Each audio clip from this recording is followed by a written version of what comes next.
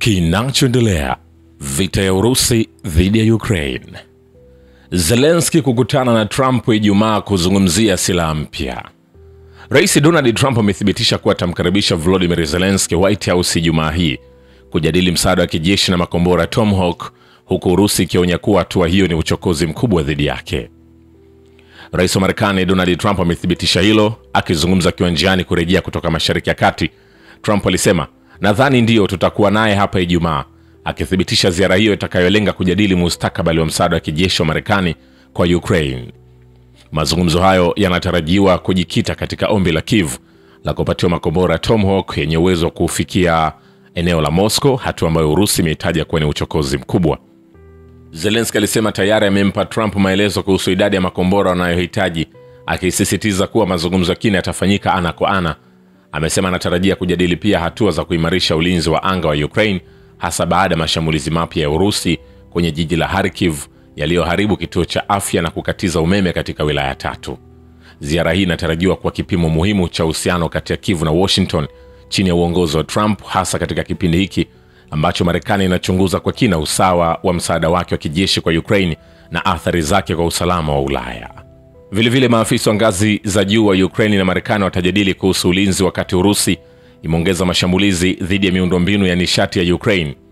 Hayo yameelezwa na ofisi ya Rais Volodymyr Zelensky katika wakati ambapo Urusi imezidisha mashambulizi yake dhidi ya miundombinu ya nishati ya Ukraine, huku Marekani ikipima uwezekano wa kuipelekea Ukraine makombora ya kisasa ya masafa marefu. Timu ya maafisa wa Ukraine inayoongozwa na Waziri Mkuu Yulia Sviridenko itajadili suala la kuimarishwa kwa mifumo ya ulinzi wa anga ya nchi hiyo pamoja na uwezo wake wa silaha, lakini pia mifumo yake ya nishati kabla ya kipindi cha baridi kali.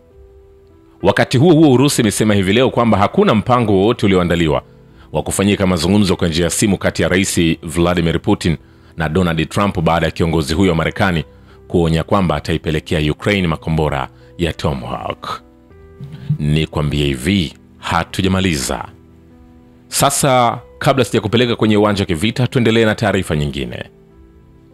Rais wa Marekani Donald Trump alikariri kuwa mgogoro wa Ukraine haungetokea kama si sera za watangulizi wake Barack Obama na Joe Biden. Anasema, kama rais mwenye heshima, si rais mkuu kama mimi, ni rais mkuu ikiwa rais mzuri angekuepo, haungekuepo mgogoro wa Urusi na Ukraine. Vilevile kiongozi wa Marekani anaamini kwamba rais wa Urusi Vladimir Putin hatimaye atasuluhisha mzozo wa Ukraine. Anasema, kwa kweli nadhani rais Putin angeonekana mzuri ikiwa angetatua hili na nadhani atalisuluhisha, Trump alisema akiwa kwenye ndege ya Air Force One kuelekea Mashariki ya Kati. Msemaji wa Kremlin Dmitry Peskov alimwambia mwandishi wa VGT-RK Pavel Zarubin katika mahojiano Jumapili kwamba Urusi iko tayari kwa suluhu la amani nchini Ukraine na rais wa Marekani Donald Trump pia anashikilia nia ya kisiasa kwa hilo. Kiev na Ulaya zinasita kufanya lolote kuelekea lengo hilo. Vile Marekani inafahamu kuhusu kusitisha kwa sasa mazungumzo kati ya Urusi na Ukraine. Msemaji wa Kremlin Dmitry Peskov anawaambia waandishi wa habari, Wamarekani wanafahamu kwa hakika kwamba kuna pause, wanafahamu vyema swala hilo. Mawasiliano yanaendelea kupitia channel zinazohusika, lakini kwa bahati mbaya hakuna maendeleo yoyote kwenye wimbo huu.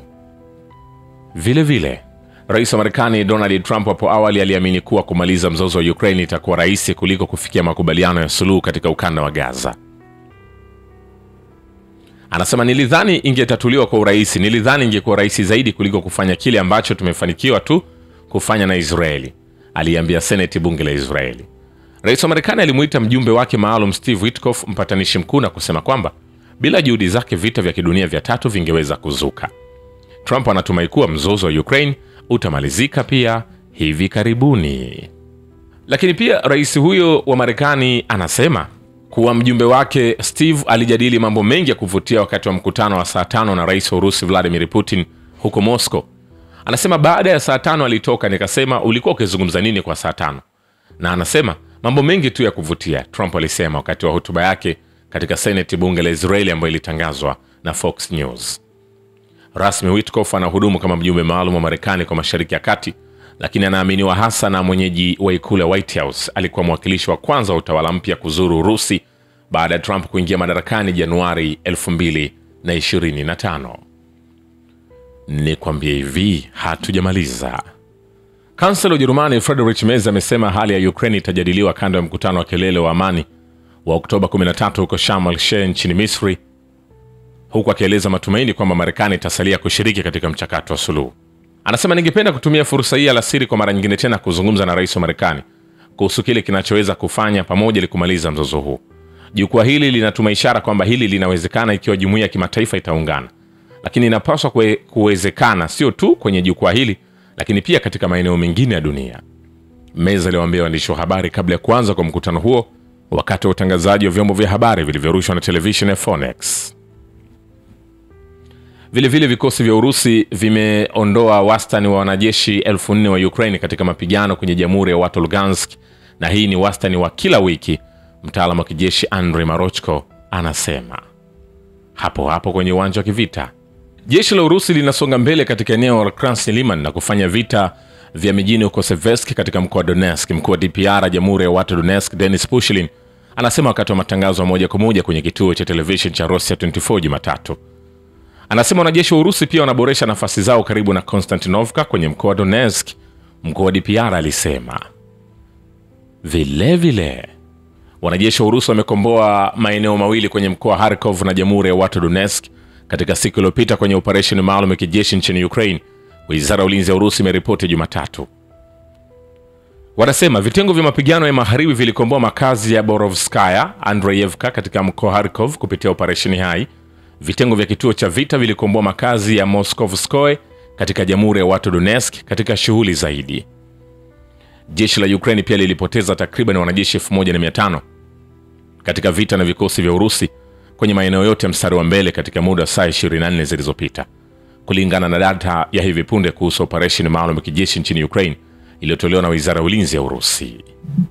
Vile wanajeshi wa Urusi wanapanua daraja karibu na makazi ya Borovaya katika mkoa wa Kharkov baada ya kukomboa Borovskaya Andreyevka na kuendelea kusonga mbele katika sekta ya kusini ya eneo la mstari wa mbele wa Kharkov. Vital Ganchev, mkuu wa utawala kijeshi na kiraia wa mkoa wa Kharkov, anasema.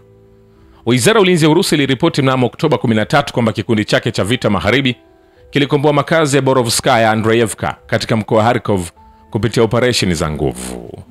Vile vikosi vya kijeshi vya Ukraine vimepoteza hadi wanajeshi 355, vituo viwili vya mawasiliano vya Starlink na vituo 11 vya kudhibiti ndege visivyokuwa na rubani katika muda wa saa 24 kutokana na hatua za vikosi vya Battle Group East. Alexei Yakovlev, mkuu wa kituo cha wanahabari cha kundi hilo, anasema.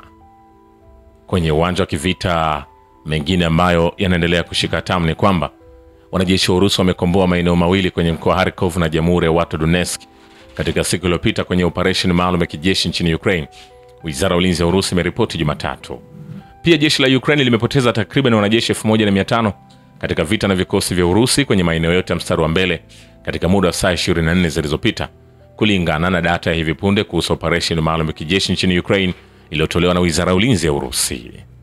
Wanajeshi wa Urusi wanapanua daraja karibu na makazi ya Borovaya kwenye mkoa wa Kharkov baada ya kukomboa Borovskaya Andreyevka na kuendelea kusonga mbele katika sekta ya ulinzi ya eneo la mstari wa mbele wa Kharkov.